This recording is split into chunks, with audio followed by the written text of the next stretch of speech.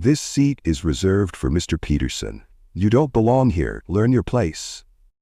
Flight attendant Jessica Matthews stood over a well-dressed black woman, her voice sharp and filled with rage as she pointed aggressively toward the exit. Those were the words that destroyed Jessica Matthews' entire career in just 10 seconds. "I don't care what your ticket says," Jessica screamed, her face turning red with fury. "This is first class, and you clearly don't belong here. Security needs to remove you immediately." The woman sitting calmly in the expensive seat was Victoria Williams. She wore a perfectly tailored designer suit that probably cost more than Jessica earned in 3 months. But Jessica didn't care about appearances. All she saw was someone she believed had no right to be in first class. Victoria didn't argue back. She didn't raise her voice or cause a scene. Instead, she sat there with an almost eerie calm, like someone who had witnessed this exact situation before and already knew exactly how it would end. The other passengers watched in uncomfortable silence as Jessica's racist tirade continued. Security guards approached, ready to forcibly remove Victoria from her seat. The tension in that cabin became thick enough to cut with a knife. But then Victoria did something that changed everything. She pulled out her phone with the kind of quiet confidence that should have sent warning bells through Jessica's head. Victoria made one simple call, her voice steady and professional as she spoke just 10 words. That was it, one phone call. 10 words that sent shockwaves through the entire cabin. Jessica's angry red face drained to ghostly white in seconds. The security guards froze in their tracks. The passengers who had been watching this discrimination unfold suddenly realized they were witnessing something much more significant than a simple seating dispute. Because Jessica Matthews, in all her racist fury, had just made the biggest mistake of her entire life. She had absolutely no idea who she was screaming at. She had no clue that those 10 words would cost her everything. Her job, her reputation, and her entire future in the aviation industry. The woman she tried to humiliate and remove from first class wasn't just any passenger. And that phone call? It was about to expose a truth so shocking that it would leave Jessica and everyone else on that plane completely speechless. If you stand against racism and injustice, hit the subscribe button and type yes in the comments. Only those who support it will not type. But before we reveal the devastating truth that made Jessica's world come crashing down, before we show you exactly who Victoria Williams really was and why that single phone call sent everyone into a complete panic, we need to understand how this confrontation started. The heated argument erupted at 35,000 feet in the air, inside a luxury private jet, where the leather seats cost more than most people's annual salary. To understand how this explosive confrontation happened, we need to meet the woman who would change everything with just one phone call. Victoria Williams was 42 years old and had accomplished something most people could only dream of. She was the self-made billionaire CEO of Williams Aviation Holdings, the company that owned the very private jet where this discrimination was taking place. But Victoria's journey to the top hadn't been easy. She grew up in the projects of Atlanta, where dreams of owning anything, let alone a billion-dollar aviation empire, seemed impossible. Victoria built her fortune from absolutely nothing, working her way up through an industry that discriminated against her twice over, once for being black, and again for being a woman. Every contract she won, every plane she purchased, every employee she hired was a victory against a system designed to keep people like her out. Victoria was known for being quiet and observant, the kind of person who watched and listened before making her move. She valued dignity and respect above everything else, probably because she had fought so hard to earn both. Those who knew her described her as someone who never forgot where she came from, and who never let success change her core values. But here's what made Victoria truly dangerous to people like Jessica. She made it her mission to personally inspect her company's operations. 4 times a year, without warning, Victoria would book flights under her maiden name, Victoria Johnson, and travel incognito to see how her employees really treated passengers when they thought the boss wasn't watching. Now let's talk about Jessica Matthews, the flight attendant whose racist outburst was about to destroy her career. Jessica was 35 years old and had worked for Williams Aviation Holdings for 12 years. She was the head flight attendant, experienced and confident in her position. But Jessica carried something toxic with her every single day. Deep-seated racist beliefs that she had learned growing up in a small, conservative town where prejudice was passed down like a family recipe. The disturbing truth about Jessica was that her racism wasn't born from desperation or financial stress. She was recently divorced, but financially stable. Her discrimination came from something much more insidious. She genuinely believed her prejudices were justified. In her mind, treating black passengers differently wasn't bias. It was just common sense. She had spent 12 years perfecting the art of polite discrimination, using her position of authority to make minorities feel unwelcome while maintaining plausible deniability. Jessica had become comfortable in her prejudices because, for 12 years, she had never faced any real consequences for her behavior. Then there was Richard Peterson, the 52-year-old white investor who would play a crucial role in this story.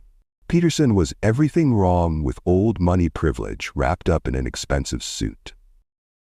He came from a family that had never worked for anything, inheriting wealth that had been built on the backs of others generations ago.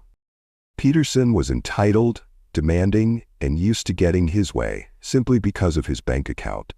He was also Victoria's biggest client, representing a contract worth millions of dollars annually.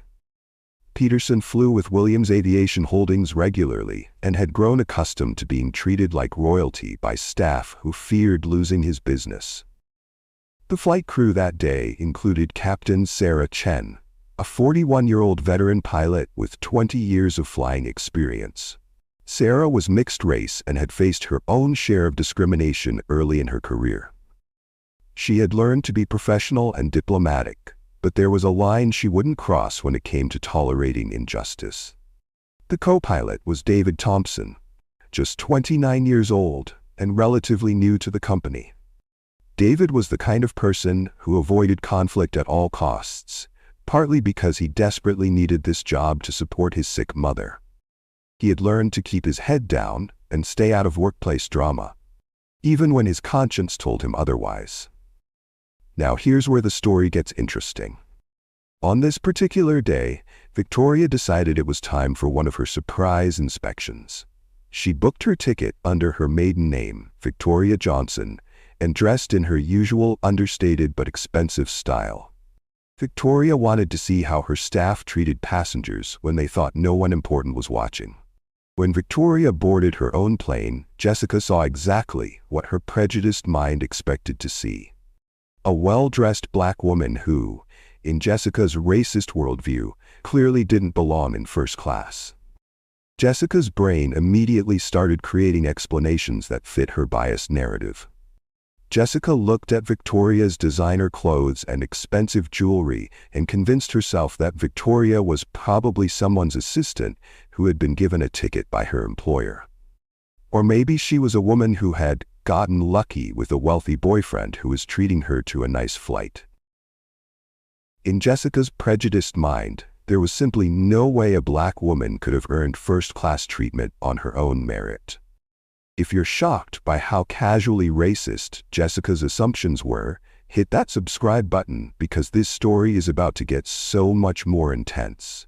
Jessica had no idea that the woman she was about to discriminate against owned the plane, employed every person on the crew, and had the power to end careers with a single phone call. She had no clue that her 12 years of unchecked racism was about to come to a devastating end. What assumptions do you think people make about successful black women in luxury settings? Share your thoughts in the comments because this story is about to show exactly why those assumptions are so dangerous. The stage was set for a confrontation that would expose the ugly truth about discrimination in the aviation industry, And Victoria Williams was about to teach everyone on that plane a lesson they would never forget. What happened next was a masterclass in how discrimination can escalate from subtle microaggressions to outright racism in just a matter of minutes. The moment Victoria settled into her first-class seat, Jessica's prejudiced mind went into overdrive. But here's the thing about people like Jessica. They don't usually start with obvious racism. They begin with what they call being helpful, or just asking questions. It's a calculated approach that allows them to discriminate while maintaining plausible deniability. Jessica approached Victoria with that fake smile that service workers perfect when they're about to do something terrible. Her voice dripped with condescending sweetness as she said, "Honey, are you sure you're in the right section?" The word honey wasn't a term of endearment. It was a power play. A way to infantilize a grown woman and establish dominance. Victoria looked up calmly and showed Jessica her boarding pass. Any reasonable flight attendant would have apologized and moved on. But Jessica wasn't reasonable. She was a woman whose racism had been enabled for 12 years, and she was just getting started. "Oh, sweetie," Jessica continued, her voice getting more patronizing by the second, "I think you'd be much more comfortable in coach. The seats back there are really nice too, and honestly, they're probably more your style." The pause before style was deliberate. Jessica knew exactly what she was implying, and she wanted Victoria to know it too. But Victoria didn't take the bait. She remained perfectly composed, her hands folded in her lap, studying Jessica like a scientist observing a particularly interesting specimen. What Jessica didn't realize was that Victoria was mentally taking notes for what would become the most important employee evaluation of her career. Jessica's next question revealed just how deep her prejudices ran. "Are you traveling alone, sweetie? Where's your employer?" The assumption was clear. In Jessica's racist worldview, a black woman in first class couldn't possibly be traveling on her own merit. She had to be someone's employee, assistant, or dependent.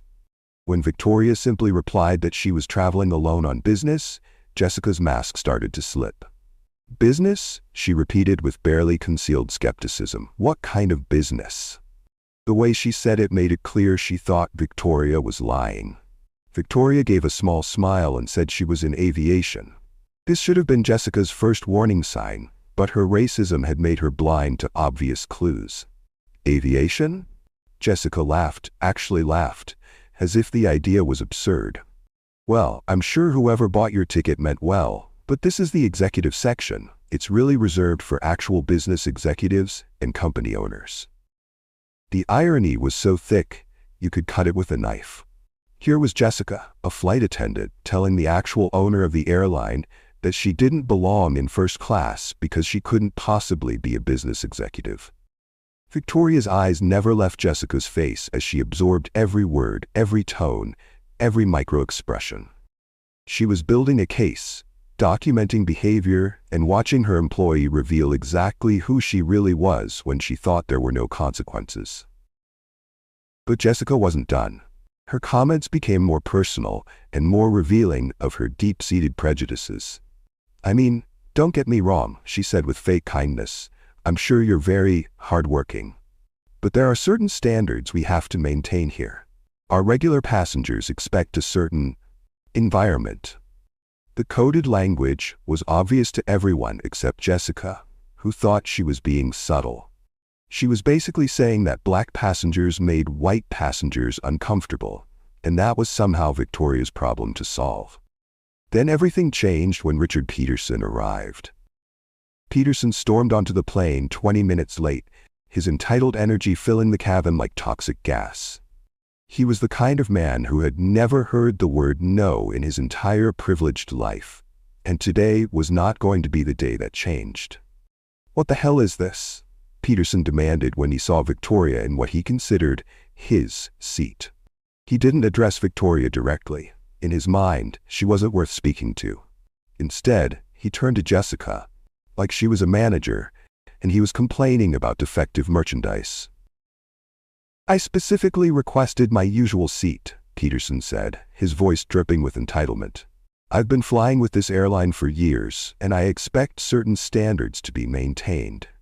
This was the moment when Jessica's true nature emerged completely. She had found an ally, someone who shared her prejudices and had the social status to make her feel justified in her discrimination. "Mr. Peterson, I am so sorry," Jessica gushed, transforming instantly from condescending flight attendant to eager accomplice. "I've been trying to resolve this situation, but some people just don't understand how things work."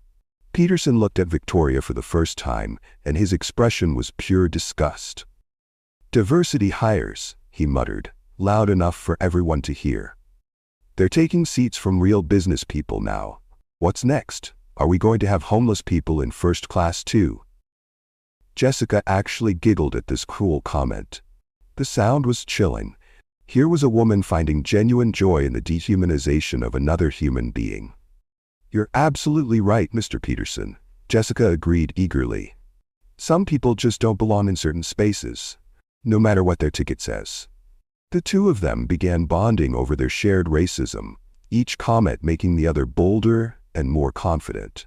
They fed off each other's prejudice like a feedback loop of hate, and Victoria sat there watching it all unfold with that same calm expression. But their alliance emboldened Jessica to take things to the next level. She decided it was time to involve security. Jessica pressed the button that would summon security to the cabin. And then she did something truly despicable. She lied. When the security guards arrived, she claimed that Victoria was becoming aggressive and refusing to follow crew instructions. 2 security guards boarded the plane. The first was James, a thoughtful man in his 40s who had clearly seen this type of situation before and didn't like it. The second was Rodriguez, who seemed eager to flex his authority and didn't ask too many questions. "Ma'am," James said to Victoria, his tone respectful but cautious, "we're going to need you to come with us." Victoria looked up at him with those same calm eyes and asked, "What exactly am I being accused of?" Jessica jumped in before James could answer. "She's been disruptive since she boarded," Jessica lied smoothly. "Arguing with crew members, refusing to follow instructions, creating a disturbance for other passengers." None of this was true, and James seemed to sense something was off. He looked around the cabin, taking in the scene. Other passengers were watching the confrontation with varying degrees of comfort and disgust. In the back, a young black businesswoman named Angela had pulled out her phone and started recording. She knew exactly what she was witnessing, and she wanted evidence. Angela had probably experienced similar discrimination herself, and understood the importance of documentation. Near the front, an elderly white couple, the Hendersons, whispered to each other with disapproving looks.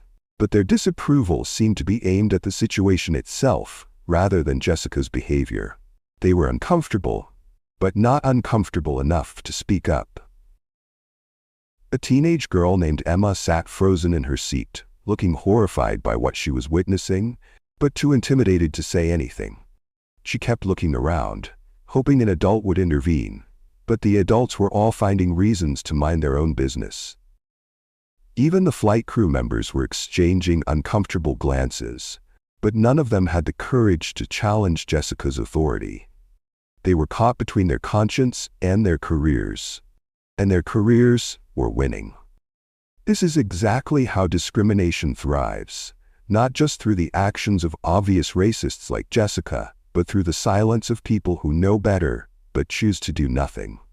James, the security guard, seemed to be the only person besides Victoria who was thinking clearly. "Ma'am," he said to Victoria, "has there been some kind of misunderstanding here?" But before Victoria could answer, Rodriguez, the more aggressive security guard, stepped forward. "Look, lady, you can either move to another seat voluntarily, or we can escort you off the plane. Your choice." The threat was clear, and it was exactly what Jessica had been hoping for. She had successfully weaponized security against an innocent passenger, and she was clearly enjoying every moment of it. This was when Jessica's racism reached its breaking point. Emboldened by Peterson's support and the presence of security, she dropped all pretense of politeness. People like you need to understand that there are rules and hierarchies in this world, Jessica said, her voice now openly hostile. You can't just show up anywhere and expect to be treated like you belong. The mask was completely off now. This wasn't about tickets or seating arrangements. This was about a racist woman using her position of power to put a black woman in her place. But Jessica wasn't done. She looked at Victoria's expensive designer handbag and said, "I'm sure that bag is nice, but we both know you probably got it from some man. That doesn't mean you can afford to fly first class." The assumption was as disgusting as it was revealing. In Jessica's mind, a black woman with expensive things must have gotten them through sexual favors rather than her own success. It was a stereotype rooted in both racism and sexism, and Jessica delivered it with the confidence of someone who had never been challenged. "I'm going to give you one last chance," Jessica continued, her voice rising. "You can move to coach voluntarily, or I'm going to have you arrested for trespassing and disrupting a flight." The threat of arrest was the final escalation. Jessica was now using the full weight of the legal system to enforce her racism, turning law enforcement into a weapon against an innocent passenger. If you want to see how this incredible story of justice and instant karma unfolds, hit that subscribe button right now, because what happened next will absolutely blow your mind.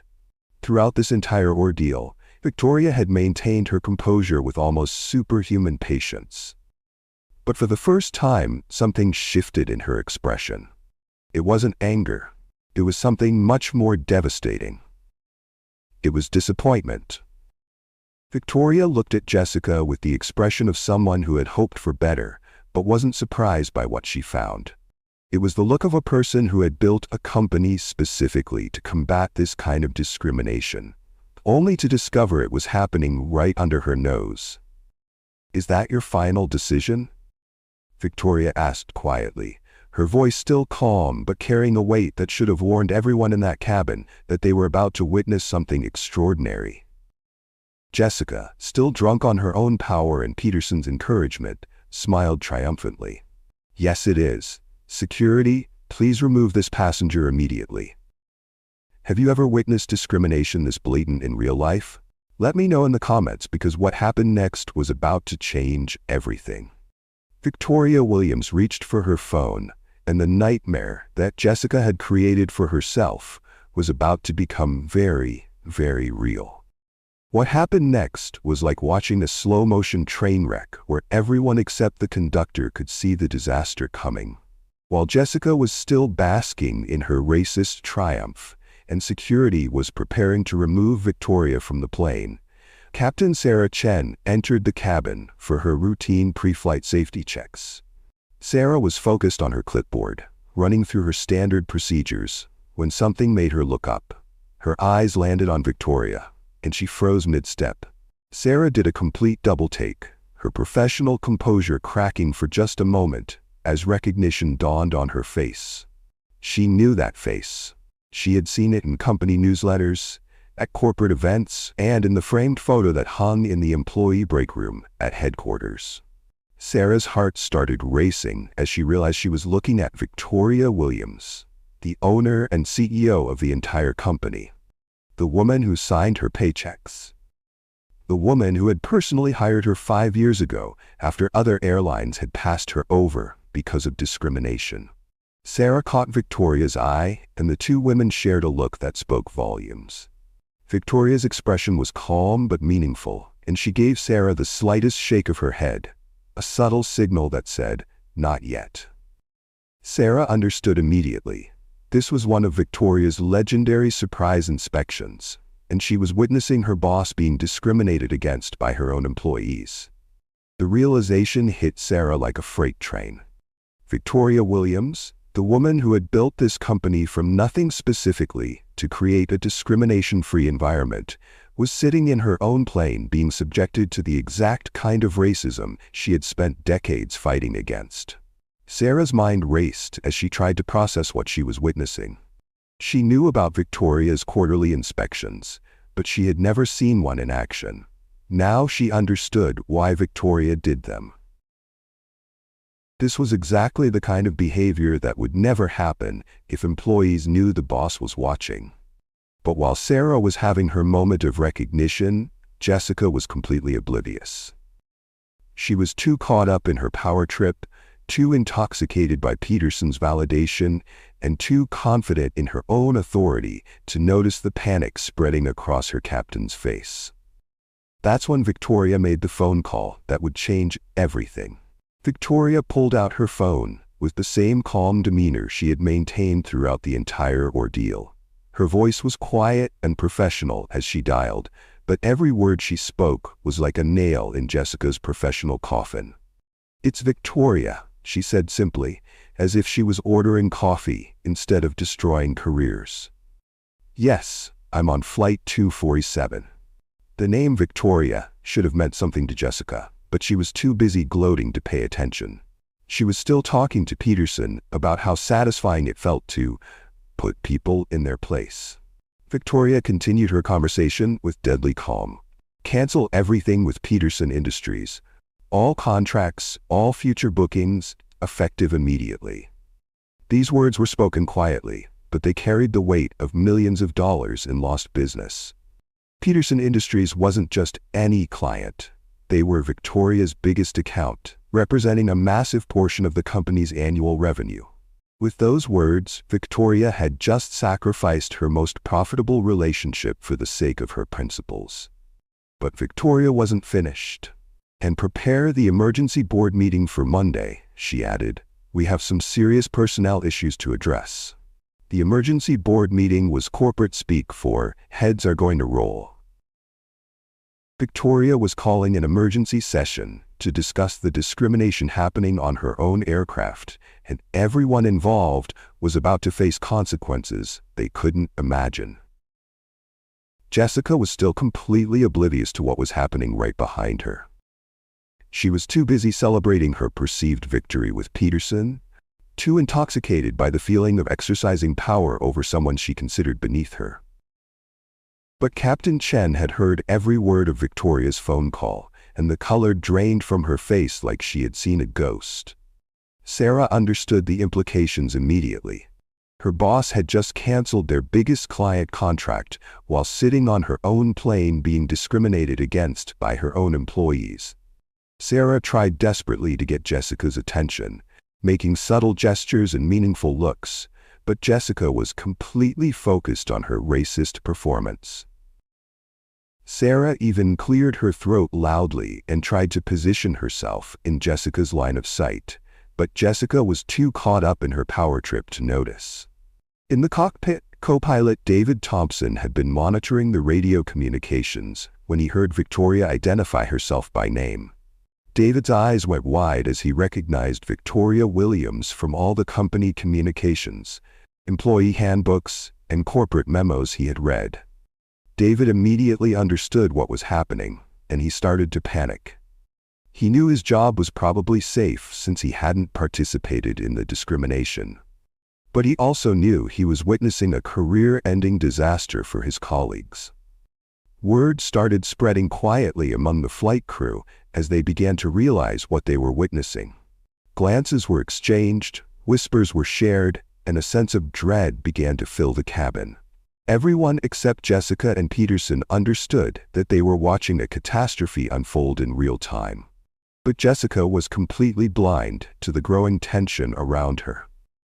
She was riding high on her racist power trip, feeling validated by Peterson's support and emboldened by what she perceived as her victory over Victoria. That's when Peterson decided to make things even worse. "You know what I appreciate about you, Jessica?" Peterson said, his voice dripping with entitled satisfaction. "You understand that there are natural hierarchies in this world. Some people are just born better than others." His comment was so overtly racist that even some of the passengers who had been staying silent started shifting uncomfortably in their seats. But Peterson wasn't done. "Look at her," Peterson continued, gesturing dismissively toward Victoria.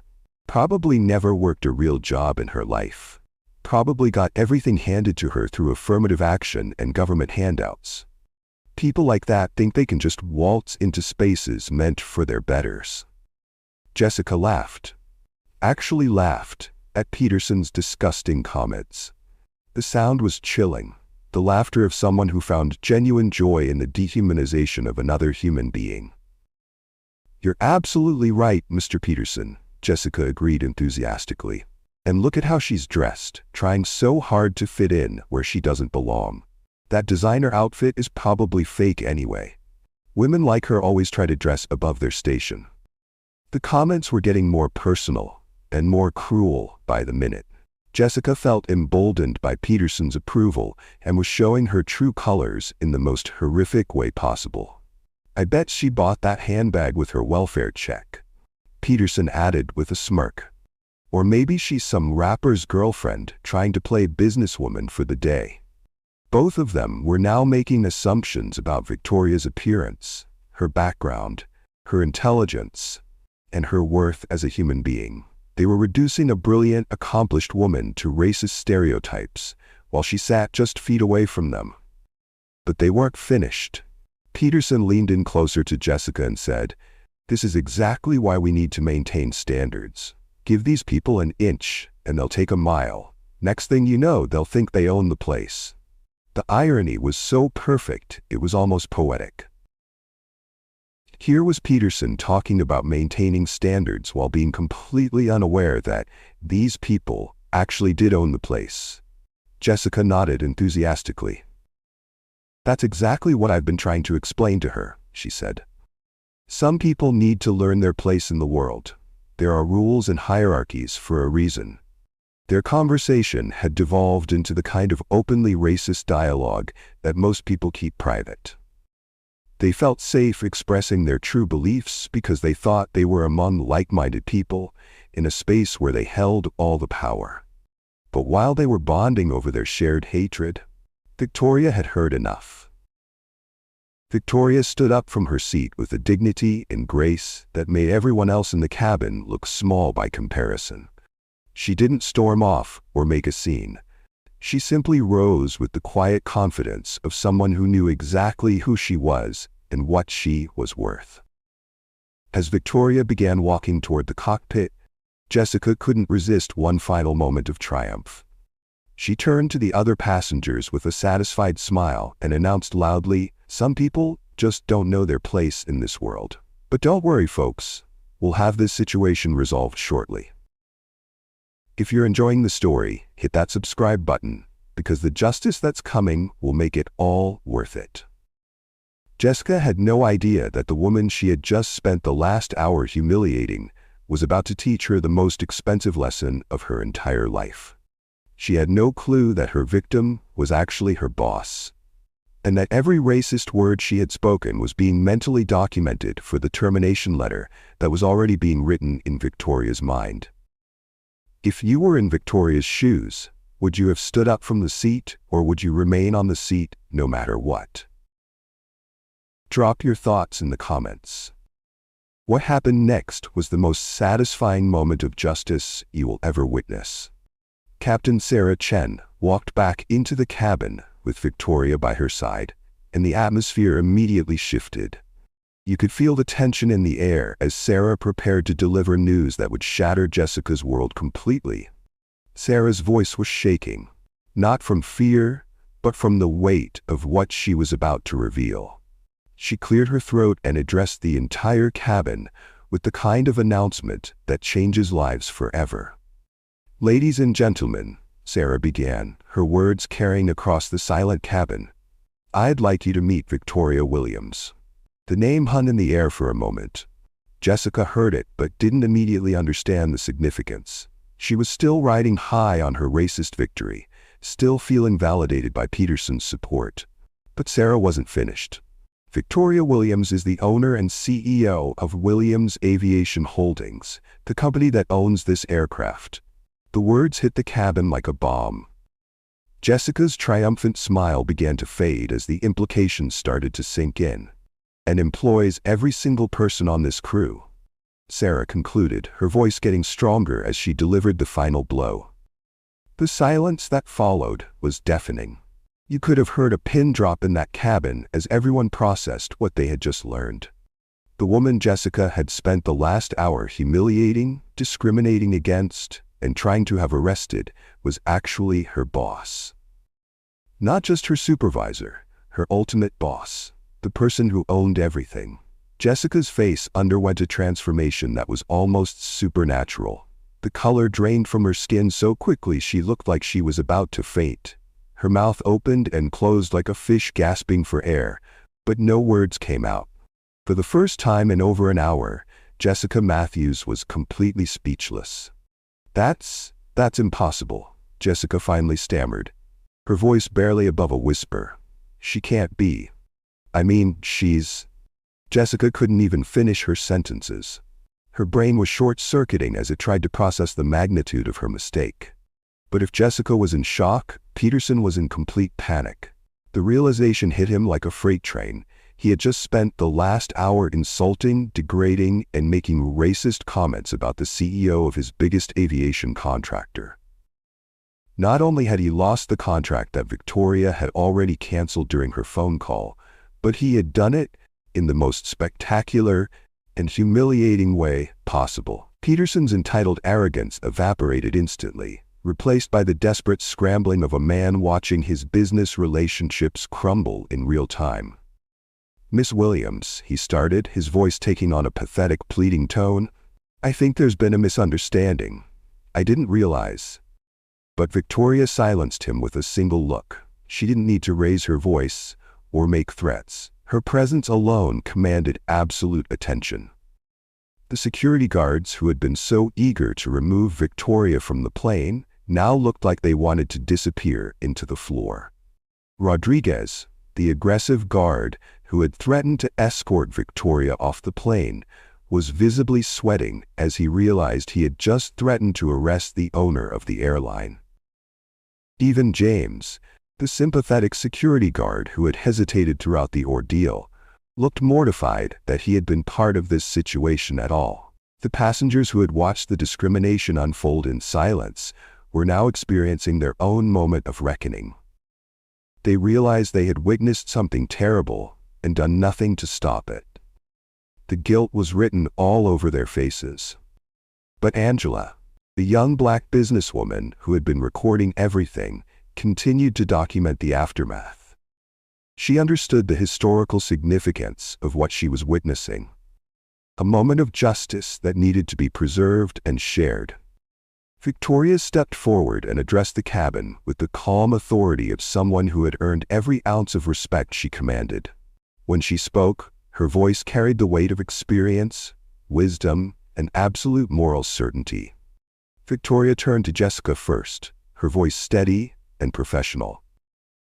"Jessica Matthews, you are terminated immediately. Your employment with Williams Aviation Holdings is over, effective this moment. Security will escort you off this aircraft at our next stop." The words fell like a gavel in a courtroom. Jessica's 12-year career was over, destroyed by her own racism in the span of a single flight. Jessica tried to speak, tried to apologize, tried to explain, but Victoria held up a hand that stopped her cold. "There's nothing you can say that will change this decision. Your behavior today revealed who you truly are, and that person has no place in my company." Victoria then turned to Peterson, and her expression hardened even further. "Mr. Peterson, your contract with Williams Aviation Holdings is void, effective immediately. You are permanently banned from all our aircraft, and any future business relationship between your company and mine is terminated." Peterson's face went from pale to red as the financial implications hit him. He had just lost millions of dollars in aviation services, and there wasn't another company in the industry that could provide the same level of service at the same scale. "Furthermore," Victoria continued, "I will be sharing details of your behavior today with other aviation companies in our network. Your comments were not just offensive, they were a liability that no professional organization should have to endure." Victoria moved on to Rodriguez, the aggressive security guard. "You're fired. Real security officers investigate situations before acting. They ask questions, gather facts, and make informed decisions. You did none of those things. You were ready to arrest an innocent passenger based solely on the word of a racist flight attendant. Rodriguez opened his mouth to protest, but Victoria continued. Security officers are supposed to protect people from discrimination, not enforce it. You failed in the most basic requirements of your job. But Victoria's tone softened when she addressed James, the sympathetic guard. James, thank you for your hesitation throughout this ordeal. Your reluctance to act showed wisdom and good judgment. It showed that you sensed something was wrong with this situation. That instinct will serve you well in your career. James looked relieved, but still shaken by what he had witnessed. Now Victoria addressed the entire cabin, and her words carried the weight of someone who had spent decades fighting discrimination and building something better. What you witnessed today wasn't personal, Victoria began. This was a test of our company culture, and I'm deeply disappointed by what I found. She paused, letting her words sink in before continuing. I conduct these surprise inspections 4 times a year because I need to know how my employees treat passengers when they think no one important is watching. Today, I discovered that despite all our training, all our policies, and all our stated values, discrimination is still happening on my aircraft. Victoria's voice grew stronger as she continued. This isn't just about me. I'm in a unique position because I own this company, but discrimination affects minority passengers every single day, especially women of color who face the intersection of racism and sexism. She gestured toward the cabin around them. Every person who flies with us deserves to be treated with dignity and respect, regardless of their race, gender, economic status, or any other characteristic. When my employees discriminate against passengers, they're not just hurting individuals, they're damaging our company's reputation and betraying the values we claim to stand for. Victoria shared her vision with passion and conviction. I built Williams Aviation Holdings specifically to counter the discrimination that exists throughout the aviation industry. I wanted to create a company where everyone, passengers and employees alike, would be judged by their character and treated with respect. She looked directly at Jessica, who was still standing there in shock. Aviation should be accessible and respectful for everyone. It should be a service that brings people together, not a platform for discrimination and prejudice. Victoria explained why she traveled incognito, and her reasoning was both practical and profound. I use a different name and travel without fanfare because I need to see how my employees really behave. When people know the boss is watching, they perform. But I need to know what happens when they think there are no consequences.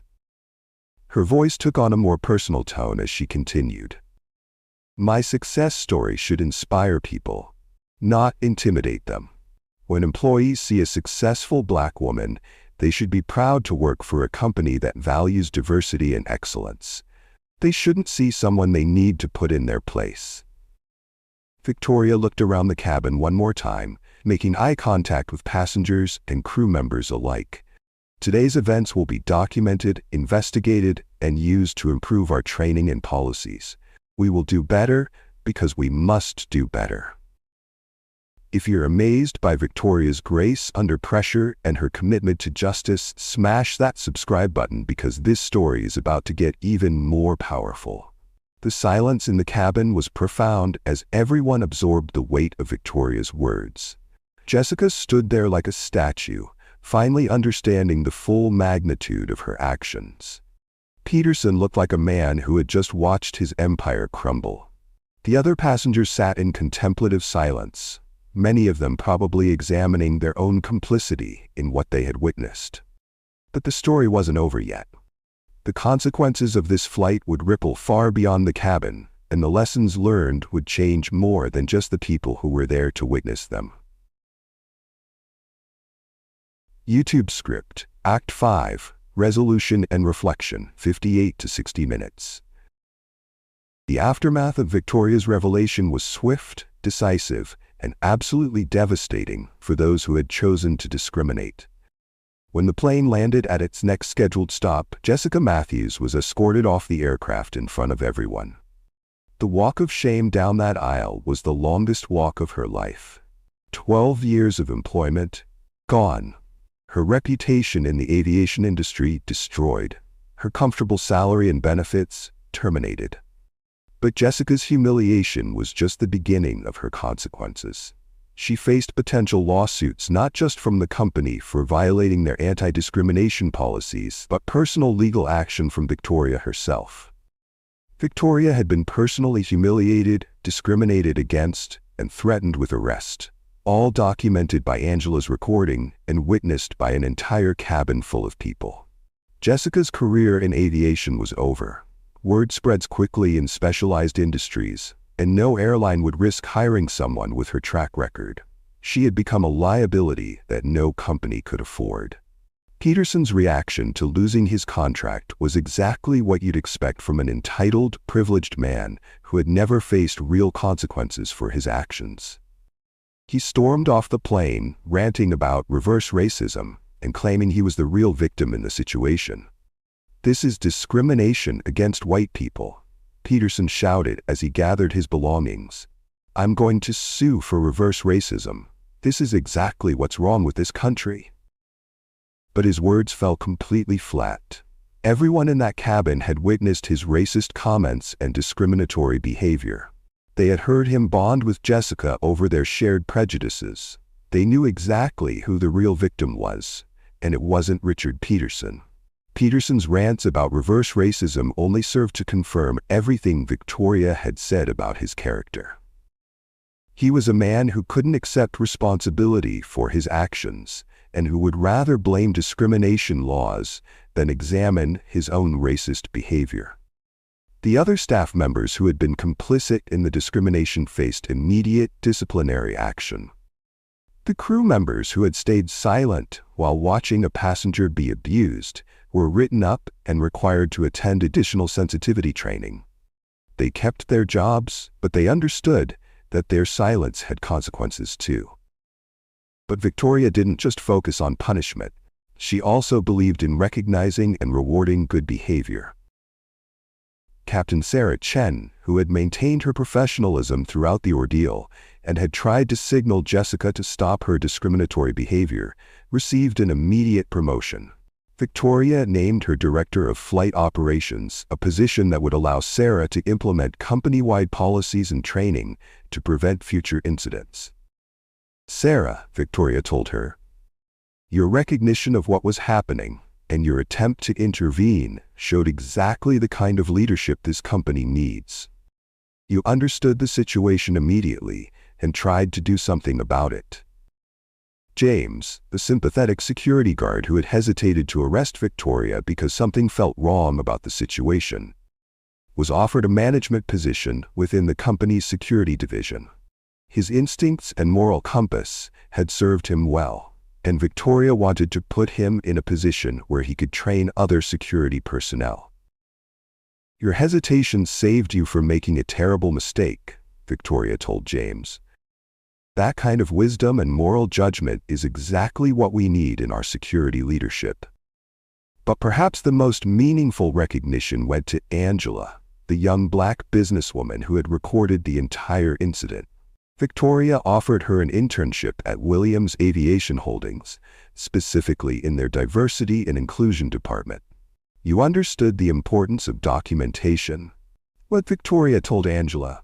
"Your recording will help us improve our training and ensure that incidents like this are handled properly in the future. You also showed courage by speaking up when others stayed silent." Even the passengers who had stayed silent during the discrimination were given an opportunity to learn and grow. Victoria arranged for them to participate in voluntary diversity training sessions, not as punishment, but as education. She understood that silence in the face of injustice was often the result of not knowing how to respond, not malicious intent. Then Victoria did something unprecedented. She addressed the camera directly, speaking to the millions of people who would eventually see Angela's recording. "What happened on this flight happens every single day to people who don't own the company," Victoria said, her voice carrying the weight of experience and conviction. People are discriminated against in hotels, restaurants, stores, and airlines across this country simply because of the color of their skin. She paused, letting her words sink in before continuing. This discrimination is especially harsh for women of color, who face both racial and gender-based prejudice.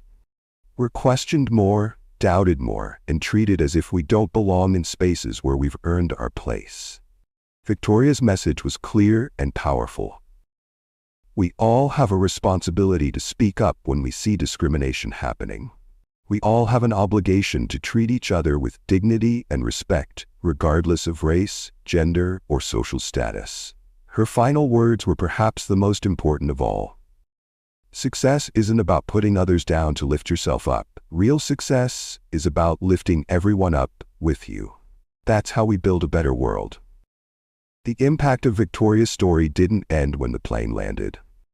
6 months later, the consequences and changes were still unfolding. Jessica Matthews was working at a small regional airline, struggling professionally and personally.